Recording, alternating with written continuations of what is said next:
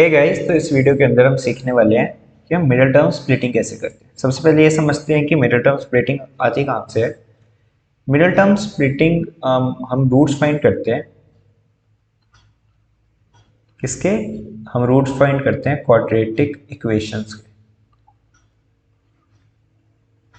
Quadratic equations के roots find करते हैं। एंड जब हम क्वाड्रेटिक इक्वेशन के रूट्स फाइंड करते हैं तो वहाँ पे हम यूज़ करते हैं मिडिल टर्म स्प्लिटिंग का कॉन्सेप्ट। तो क्वाड्रेटिक इक्वेशन एक बार समझते हैं क्वाड्रेटिक इक्वेशंस क्या है।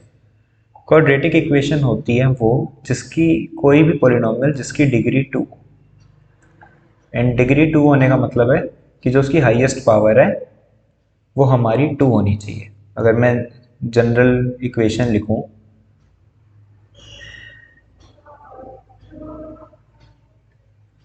जनरल इक्वेशन क्वाड्रेटिक वाली, तो वो होती है ax² plus bx plus c। यहाँ पे अगर आप देखो तो जो सी हाईएस्ट पावर है वो हाईएस्ट पावर क्या है? 2 है किसी वेरिएबल की। यहाँ पे x की पावर 2 है, यहाँ पे x की पावर 1 है, एंड यहाँ पे ये कांस्टेंट है तो कुछ भी वैल्यू नहीं है। तो अगर हमारे वेरिएबल की पावर 2 है तो उस इक्वेशन को या उस पॉलिनोमियल को हम बोलते हैं क्वाड्रेटिक इक्वेशन या क्वाड्रेटिक पॉलिनोमियल। तो क्वाड्रेटिक इक्वेशन या क्वाड्रेटिक पॉलिनोमियल को एक मेथड जिससे इसकी रूट्स निकाली जा सकती हैं, रूट्स या फिर कुछ लोग इसको जीरोस भी कहते हैं, जीरोस ऑफ पॉलिनोमियल। दोनों चीज़ें फाइंड करने के लिए हम मिडिल टर्म स्प्लिटिंग का यूज़ करते हैं। एक बार समझते हैं कि मिडिल टर्म स्प्लिटिंग कैसे करते हैं, एंड देन मैं इसको एक एग्जांपल से आपको करके समझाऊंगा।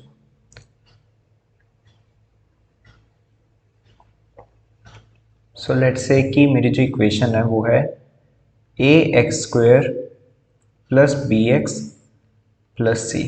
तो हम यहाँ पे स्टार्टिंग क्या करते हैं, हम पहले जोन सा मेरा a है और जोन सा मेरा c है से मल्टीप्लाई करते हैं। एक चीज़ जो ध्यान रखने वाला है वो ये है कि हमारी जो भी इक्वेशन हो वो इसी फॉर्म के अंदर हो कि पहले x² वाला है, फिर x है, एंड लास्ट में कांस्टेंट वाली टर्म है। तो सबसे पहले हम a इंटू सी को फाइंड करते हैं।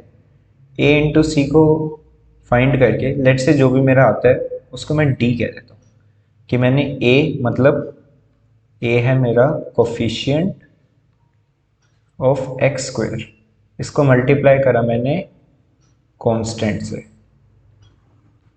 एंड इन दोनों को मल्टीप्लाई करके मेरा आ गया d। अब मुझे d के बनाने हैं फैक्टर्स। d के फैक्टर्स मतलब कुछ ऐसे नंबर्स जिनको मल्टीप्लाई करके मेरा d आ जाए, जो भी d नंबर होगा हमारा। लेट्स से कि जो उनसे फैक्टर्स बनेंगे वो e एंड f बन जाते हैं।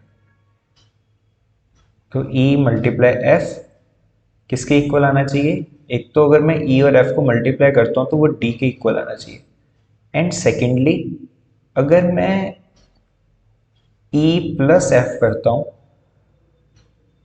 या फिर माइनस, दोनों में से कुछ भी हो सकता है, प्लस माइनस, तो वो मेरा b के इक्वल आना चाहिए। अगर मैं ये कर सकता हूँ तो मिडल टर्म स्प्लिटिंग हो जाएगी।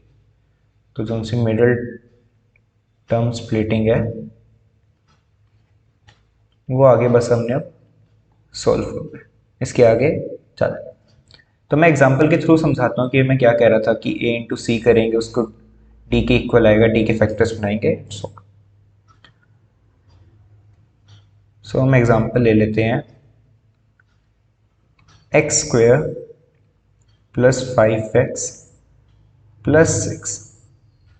मुझे ये एक क्वाड्रेटिक इक्वेशन है या फिर एक क्वाड्रेटिक पॉलिनोमियल है, मुझे इसके रूट्स फाइंड करने हैं या फिर इसके जीरोस ऑफ पॉलिनोमियल फाइंड करने हैं।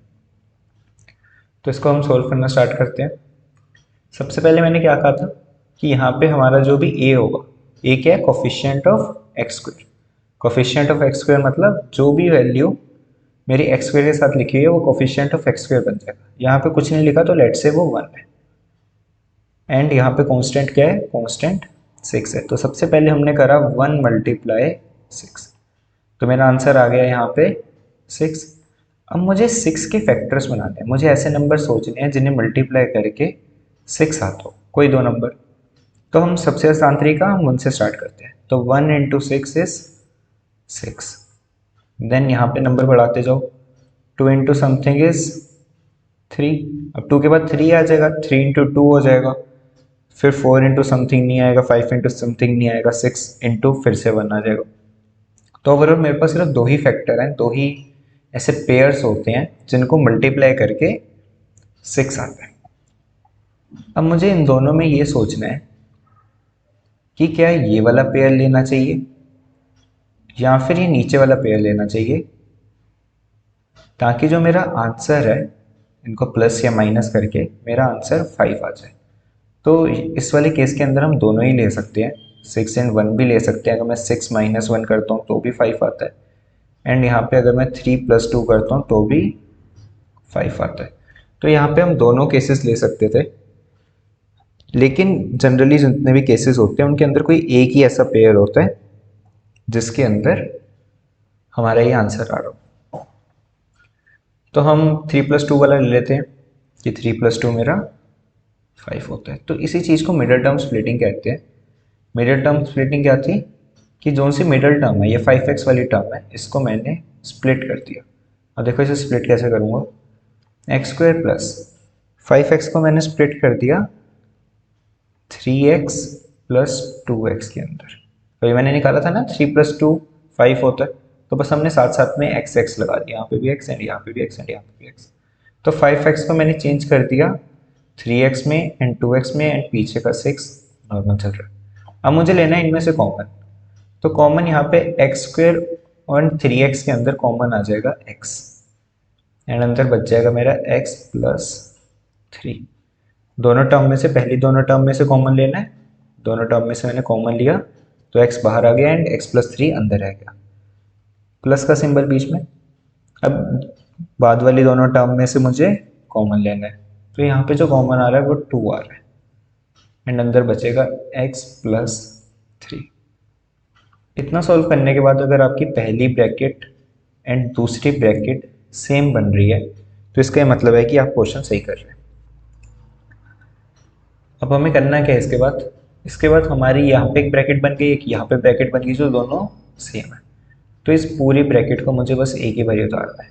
बेसिकली ये एक पूरी टर्म है, x bracket x plus 3 and यहाँ पे प्लस 2x प्लस 3।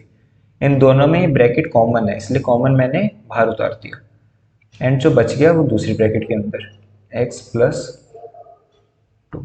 तो ये x प्लस 3 एंड ये x प्लस 2, ये दोनों हमारे फैक्टर्स निकल आए हैं।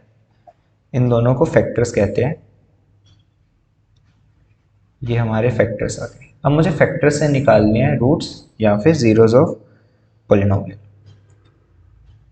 तो हम करते क्या हैं, हम अपने x प्लस 3 एंड यहाँ पे x प्लस 2 इन दोनों को इक्वल टू 0 कर देते हैं। इन दोनों को जब हम इक्वल टू 0 कर देते हैं तो फिर हम x की वैल्यू निकालते हैं। यहाँ पे प्लस 3 है, उस तरफ जाके माइनस 3 हो जाएगा। सिमिलरली यहाँ पे प्लस 2 है, उस तरफ जाके माइनस 2 हो जाएगा। तो ये है x minus 3 and x minus 2। ये दोनों क्या थे, ये दोनों मेरे रूट्स थे या फिर जीरोस ऑफ पॉलिनोमियल थे। हम इन दोनों रूट्स को अल्फा एक सिंबल है एंड बीटा एक सिंबल है, उससे डिनोट करते हैं।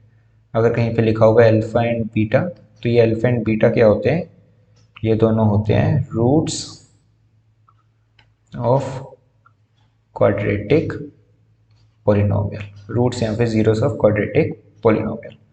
तो हम इन्हें अल्फा एंड बीटा से बस डिनोट करते हैं। तो ये थी हमारी मिडिल टर्म स्प्लिटिंग। अगर आपको किसी भी जगह पे कोई डाउट है तो आप मेरे से कमेंट्स में पूछ सकते हैं।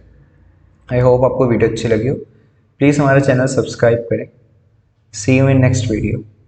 Thanks for watching.